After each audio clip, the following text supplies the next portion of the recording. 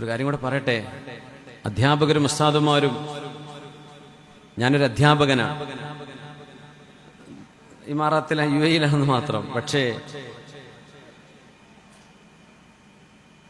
ഒരു 23 വർഷം പഠിപ്പിച്ചു.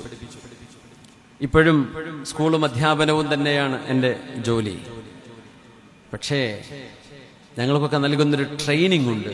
ആ ട്രെയിനിങ്ങിൻ്റെ വിഷയം എന്ന് പറഞ്ഞാൽ, ഒരു കുട്ടിയെയും, ആൺകുട്ടിയെയും പെൺകുട്ടിയെയും, നമ്മുടെ വിദ്യാർത്ഥിയെ, ഒരു വിദ്യാർത്ഥിനിയെ കൈകൊണ്ട് തൊടാൻ പാടില്ല. തൊടരുത്. തോള് പിടിക്കാനും നിൽക്കേണ്ട, നെറ്റിയിൽ ഉമ്മ വെക്കാനും നിൽക്കേണ്ട, ഒരു നല്ല കാര്യം ചെയ്ത് ആശ്ലേഷണം ചെയ്യാനും തൊടാൻ പാടില്ല. ഒരു അധ്യാപകന്റെ കൈയും തൻ്റെ വിദ്യാർത്ഥിയുടെ ശരീരവും തമ്മിൽ ചേരുന്നതോടുകൂടെ ഗുരുശിഷ്യ ബന്ധത്തിന്റെ ഒരു വലിയ ഒരു മതിൽ അവിടെ പൊട്ടിത്തകരുന്നതാണ്. തൊടാൻ പാടില്ല.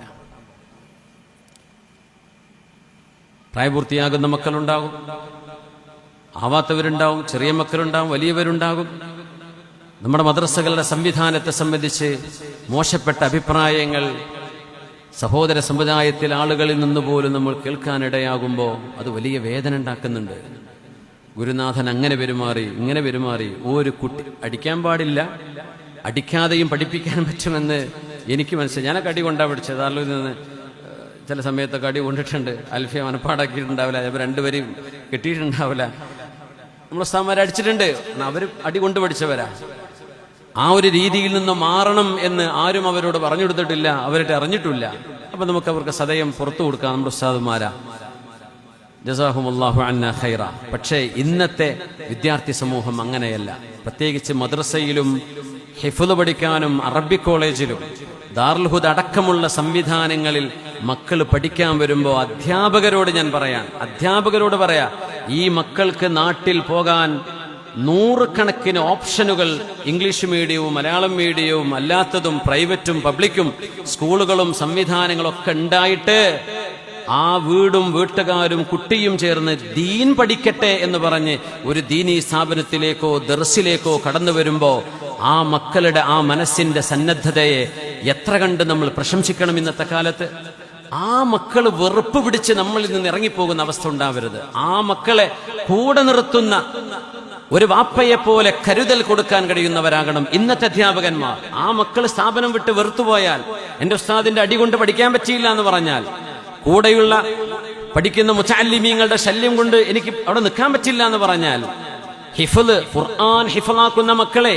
ദേഹത്ത് അടിച്ചടിച്ചടിച്ചിട്ട് കാലിൽ ചോര വന്നിട്ട് മുറിവായിട്ട് ആ മക്കളുടെ ഉപ്പയും ഉമ്മയും ഇനി മോൻ ഖുർആൻ പഠിക്കണ്ട എന്ന് പറഞ്ഞാൽ, അള്ളാഹുവിന്റെ ദീന് പുറത്തു പോകാൻ നമ്മൾ കാരണമായി ഒരു മുഅല്ലിമിനെ, ഒരു ദാഇയെ, ഒരു പ്രബോധകനെ സമൂഹത്തിന് നഷ്ടപ്പെടുത്തിയതിന്റെ ഉത്തരവാദിത്വം ഈ അധ്യാപകരായിരിക്കും. ഇന്ന് അടിക്കാതെ പഠിപ്പിക്കാൻ പറ്റും. ഞാൻ എന്നെക്കാളും വലിയ ഹൈറ്റുള്ള കുട്ടികളെ പഠിപ്പിക്കുന്ന ആളാണ്. ഒരു അടീൻ്റെ ആവശ്യമില്ല.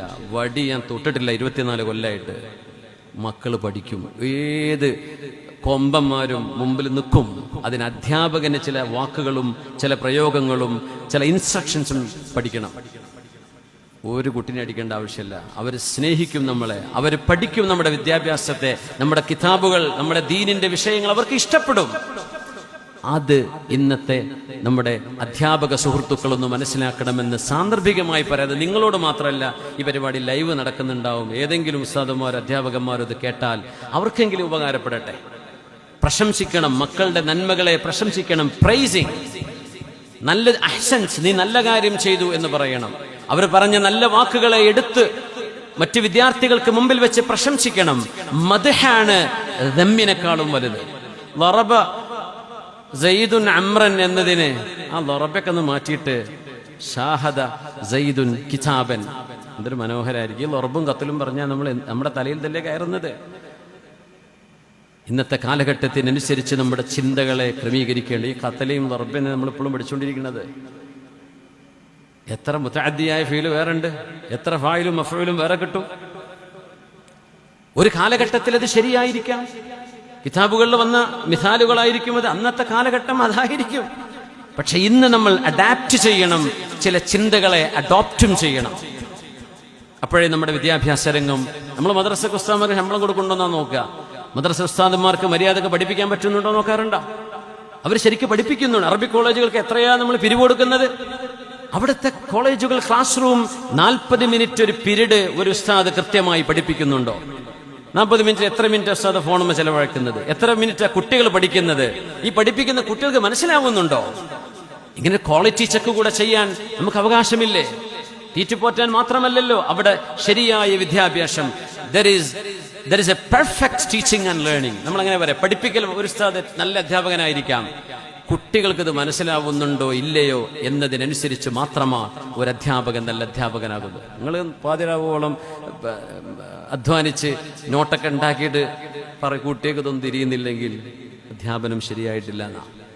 അപ്പൊ നമ്മൾ 2 മണിക്കൂറൊക്കെ നമ്മൾ കുട്ടികൾക്ക് മദ്രസ കിട്ടുന്നുള്ളൂ. ആ അധ്യാപകർക്ക് നല്ല ട്രെയിനിങ് കൊടുക്കണം, അവർക്ക് പഠിപ്പിക്കാനുള്ള സാഹചര്യം ഉണ്ടാക്കി കൊടുക്കണം, അവർക്ക് ക്വാളിഫിക്കേഷൻ ഉണ്ടാക്കണം. ഒരു പണിയും കിട്ടാത്തവൻ കയറുന്നു വരുന്ന സ്ഥലമാവരുത് നമ്മുടെ മദ്രസ. ഒരു പണിയും നാട്ടിൽ കിട്ടൂല എന്നവനെ 1ാം ക്ലാസ് പഠിപ്പിച്ചോളാം. നോ, ചെറിയ ക്ലാസ്സിലാണ് ഏറ്റവും കഴിവുള്ള അധ്യാപകർ പഠിപ്പിക്കേണ്ടത്. ചെറിയ ക്ലാസ്സിൽ LKG UKG പഠിപ്പിക്കാനാ ബുദ്ധിമുട്ട്, 10ാം ക്ലാസ്സും 12ാം ക്ലാസ്സും പഠിപ്പിക്കാനല്ല. നല്ല അധ്യാപകർ വേണം. അപ്പോഴേ നമ്മുടെ ഈ സംവിധാനം കൊണ്ട് കാര്യമുള്ളൂ. നമ്മുടെ ഉസ്താദുമാരെ കണ്ടിട്ടാണ് നമ്മൾ പഠിച്ചത്. അവർ നൽകിയ കൊച്ചുനാളിൽ മദ്രസയിൽ പഠിപ്പിച്ചു തന്ന ചില കഥകൾ, ചില ചരിത്രങ്ങൾ, ചില ഹദീസുകൾ, അതായിരിക്കും ഒരു പക്ഷേ നമ്മൾ പരീക്ഷയ്ക്ക് ഉത്തരം എഴുതിയ ഉത്തരക്കടലാസിൽ എഴുതി വെച്ച ഉത്തരത്തെക്കാളും നമ്മൾ ഓർക്കുന്നത് നമ്മുടെ ഉസ്താദിന്റെ നരേറ്റീവ്സാണ്. അതുകൊണ്ട് കുട്ടികൾക്ക് ചരിത്രം പറഞ്ഞു കൊടുക്കണം. കുട്ടികൾക്ക് ഹബീബിനോടും ദീനിനോടും അള്ളാഹുവിനോടും ഹിബ്ബ് വരുന്ന വർത്തമാനങ്ങൾ പറഞ്ഞു കൊടുക്കുക. വെറുപ്പിക്കരുത്. ഇസ്ലാം എന്ന് പറഞ്ഞാൽ ഇങ്ങനെയാണെന്ന് തോന്നുന്ന വിധം നമ്മുടെ വിദ്യാഭ്യാസ കേന്ദ്രങ്ങൾ ഒരിക്കലും മാറിപ്പോവരുത്. അള്ളാഹു നമുക്ക് ഈ ഉമ്മത്തിന് ഇസ്സത്ത് നൽകട്ടെ. നമ്മുടെ അധ്യാപകർ ചെയ്യുന്ന വലിയ സേവനമാണ്. ആ സേവനത്തിന് അള്ളാഹു വലിയ കൂലി കൊടുക്കട്ടെ. ഞാൻ അവരെ കുറ്റപ്പെടുത്തല്ല, പക്ഷേ ട്രെയിനിങ് കൊടുത്തില്ലെങ്കിൽ ആർക്കും നന്നാവാൻ കഴിയില്ല. നമ്മൾ പഠിച്ചു വെച്ചത് മാത്രമേ ശരിയുള്ളൂ. നമ്മളെക്കാളും പഠിച്ച ആൾക്കാർ ലോകത്തുണ്ട്. അവരിൽ നിന്ന് പഠിക്കണം. അപ്പോഴേ നമ്മുടെ പെർഫോമൻസ് നന്നാവുള്ളൂ. അപ്പോഴേ നമ്മൾ ചെയ്യുന്നത് ശരിയാണോ നല്ലതാണോ എന്ന് പോലും അറിയുള്ളൂ. UK ഓഫ്സ്റ്റഡ് എന്ന് പറയുന്ന ഒരു ഇൻസ്പെക്ഷൻ ടീമുണ്ട്. ഞാൻ സമയം കളയല്ല. UAE അബുദാബിയിലെ അഡക് എന്ന് പറയുന്ന അബുദാബി എഡ്യൂക്കേഷൻ കൗൺസിൽ ഉണ്ട്, എഡ്യൂക്കേഷൻ ആൻഡ് നോളജ് ഡിപ്പാർട്ട്മെന്റ്. ദുബൈയിലുണ്ട് KHDA, knowledge and human resource department. അവര് ഓരോ സ്കൂളിലും 1 വർഷത്തിലോ 2 വർഷത്തിലോ 4 ദിവസം നീണ്ടു നിൽക്കുന്ന ഇൻസ്പെക്ഷൻ ചെയ്യും. എല്ലാ ക്ലാസ് റൂമിലും കയറി ഇറങ്ങും. എല്ലാ ഡോക്യുമെന്റ്സും അവർ പരിശോധിക്കും. കുട്ടികളുമായി അവർ ഇന്റർവ്യൂ ചെയ്യും. അവർ തോന്നുന്ന കുട്ടികളെ വിളിക്കവര് ചോദിക്കുന്നു, ഈ അധ്യാപകൻ എങ്ങനെയാണ്, നീ എന്താ പഠിക്കുന്നത്, നിന്റെ അധ്യാപകൻ പഠിപ്പിക്കുമ്പോൾ ഒരു ഒബ്ജക്റ്റീവ് ഉണ്ടോ, ആ ഒബ്ജക്റ്റീവ് മീറ്റ് ചെയ്യാറുണ്ടോ, നിങ്ങൾക്ക് ചാലഞ്ച് ഉണ്ടാകുന്നുണ്ടോ, അധ്വാനിച്ച് പഠിക്കാനുള്ള അവസരം നൽകുന്നുണ്ടോ, അതല്ല പഠിപ്പിക്കുന്നതൊക്കെ ഈസിയാണോ എന്ന് തുടങ്ങിയുള്ള ചോദ്യങ്ങൾക്ക് ഒരു 10-20 ആളുകളുടെ ഇൻസ്പെക്ഷൻ ടീം നടത്തുന്ന പരിശോധന അവർ പബ്ലിക് വെബ്സൈറ്റിൽ അവർ പബ്ലിഷ് ചെയ്യും. ഇന്ന സ്കൂളിന്റെ റേറ്റിംഗ് വീക്കാണ്, ഇവര് പരാജയമാണ്, ഇവര് സാറ്റിസ്ഫാക്ടറി കുഴപ്പമില്ല, ഇവര് ഗുഡ് നല്ലവരാ, വെരി ഗുഡ് ഏറ്റവും നല്ലവരാ, ഔട്ട്സ്റ്റാൻഡിങ് അടിപൊളിയാണ്. ഈ ഔട്ട്സ്റ്റാൻഡിങ് എന്ന് പറയുന്ന സ്കൂളുകൾക്ക് പിന്നെ അധ്യാപകരെ മക്കളെ ചേർത്തുള്ളൂ. എന്തേ? അതില്ലെങ്കിൽ, ഒരു പരിശോധന ഇല്ലെങ്കിൽ എല്ലാവരും ഉഴപ്പിയിട്ടാ നടക്കുക.